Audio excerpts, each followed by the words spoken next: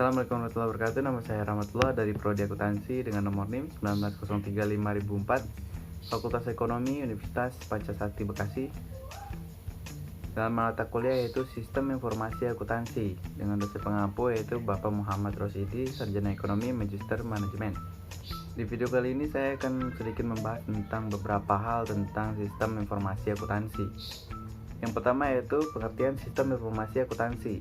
Secara istilah, sistem informasi akuntansi adalah sistem yang memasukkan, menyimpan, dan mengelola data keuangan (finance) beserta akuntansi untuk digunakan oleh pengambil keputusan atau stakeholder bersangkutan.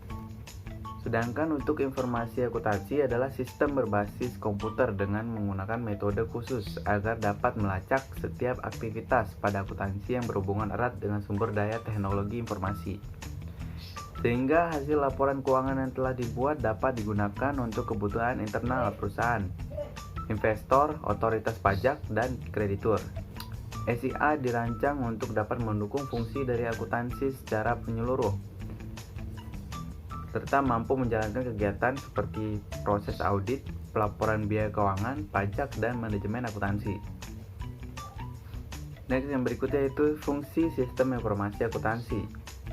Setidaknya terdapat 3 fungsi utama penerapan dari SIA untuk menunjang produktivitas kerja demi terciptanya kualitas usaha dan bisnis yang kompetitif. 1. Transparansi dalam pengumpulan data bisnis. Fungsi pertama, SIA berfungsi sebagai media atau wadah untuk mengumpulkan dan menyimpan berbagai informasi berupa data berkaitan dengan bisnis perusahaan. Dalam proses tersebut dimulai dari menampung data transaksi sesuai dengan dokumen, kemudian mencatat di dalam jurnal sesuai kategorinya, dan terakhir mengupload pada menu buku besar secara terstruktur. Yang kedua yaitu sebagai sistem pengambil keputusan yang komprehensif.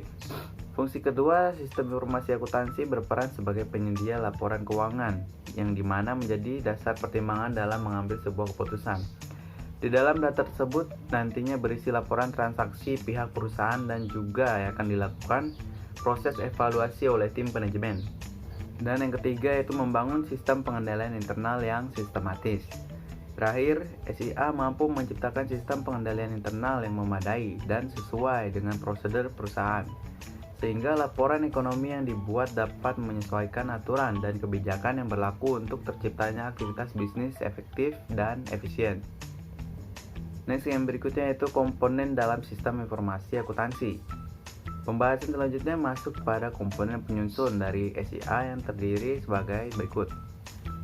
Yang kedua yaitu transaksi, merupakan objek dari sistem informasi akuntansi sebagai sebuah inputan atau masukan, kemudian dikelola hingga menjadi informasi yang utuh. Yang ketiga yaitu dokumen, adalah kumpulan file atau formulir yang digunakan untuk pencatatan pada saat melakukan transaksi.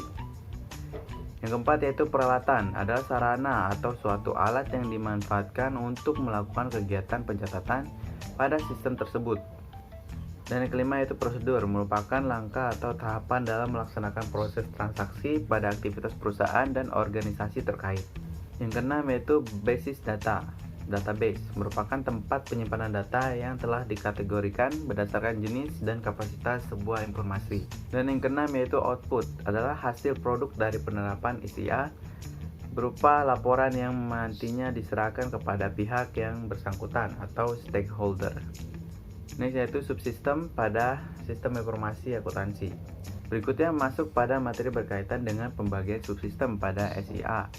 Skema pertama yang dilakukan SIA memproses berbagai macam transaksi keuangan maupun non-keuangan, sehingga secara langsung dapat mempengaruhi tahap pemrosesan saat melakukan transaksi keuangan.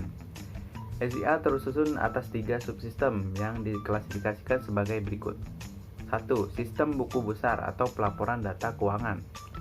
Kedua itu sistem pemrosesan transaksi untuk mendukung berjalannya operasi bisnis harian atau perusahaan. Yang ketiga itu sistem pembalikan atau lebih dikenal dengan sebutan penutupan. Maknanya proses pembalikan berasal dari laporan yang dibuat jurnal penutup atau pembalik. Dengan adanya subsistem ini maka dapat menghasilkan laporan keuangan seperti perhitungan laba rugi, arus kas, neraca, pengembalian pajak, dan lain sebagainya. Yang berikutnya itu manfaat sistem informasi akuntansi bagi bisnis. Terdapat setidaknya 4 manfaat yang dapat diperoleh dari penggunaan SIA dalam kehidupan sehari-hari, khususnya untuk pekerjaan di sebuah kantor atau industri. Yang satu yaitu meningkatkan efisiensi kerja. Kelebihan pertama, SIA mampu meningkatkan efektivitas dan efisiensi kerja menjadi lebih baik lagi, sehingga proses penyampaian informasi dapat berjalan tepat waktu dengan pengolahan bahan baku yang benar dan tepat. 2. Mampu menekan biaya pengeluaran.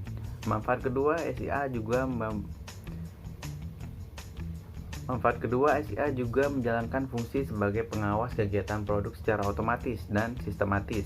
Jadi tim operator dapat bekerja lebih fleksibel dan cepat tanpa mempengaruhi kualitas dari bahan yang terbuang atau terpakai.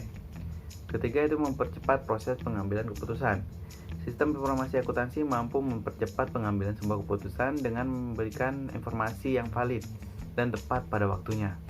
Biasanya perusahaan membuat sistem database yang nantinya akan dianalisis terkait peluncuran produk dan kuantiti barang untuk meningkatkan omset penjualannya. Dan yang keempat itu menambah dan memperoleh insight baru.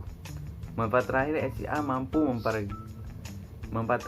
SIA mampu memperbaiki proses operasional perusahaan dan mampu melakukan penyaringan disertai dengan pengetahuan berdasarkan fakta lapangan. Sehingga dengan adanya sistem ini maka dapat menjadikan keunggulan dan persaingan lebih kompetitif di tingkat profesional, bahkan enterprise. Dan yang terakhir itu hambatan dalam penerapan sistem informasi akuntansi. Selain keunggulan dan kelebihan dari SIA, sebuah sistem tentunya juga mempunyai beberapa kelemahan atau hambatan di dalamnya. Berikut ini beberapa contoh terkait hambatan dari pengaplikasian sistem informasi akuntansi pada bisnis. 1. Membutuhkan piranti software akuntansi. Hambatan pertama, perusahaan membutuhkan perangkat aplikasi untuk dapat membangun sistem informasi akuntansi, di mana prioritas utama adalah dari sisi terjaminnya keamanan dan kerahasiaan data. Selain itu, perlu juga menganggarkan dana untuk membangun perangkat dan spesifikasi mumpuni sehingga mampu melaksanakan berbagai aktivitas pengelolaan data keuangan dengan lancar, stabil, dan akurat.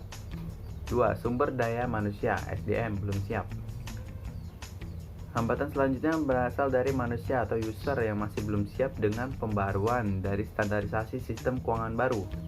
Sehingga solusi terbaik untuk mengatasi permasalahan tersebut adalah dengan memberikan pelatihan terkait penggunaan teknologi informasi dan industri digital secara kontinu.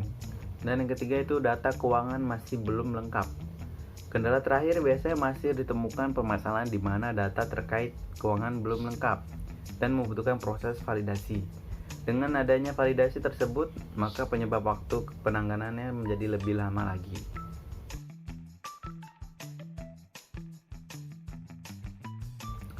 Baik, mungkin kurang lebih itu saja yang dapat saya sampaikan tentang sistem informasi akuntansi.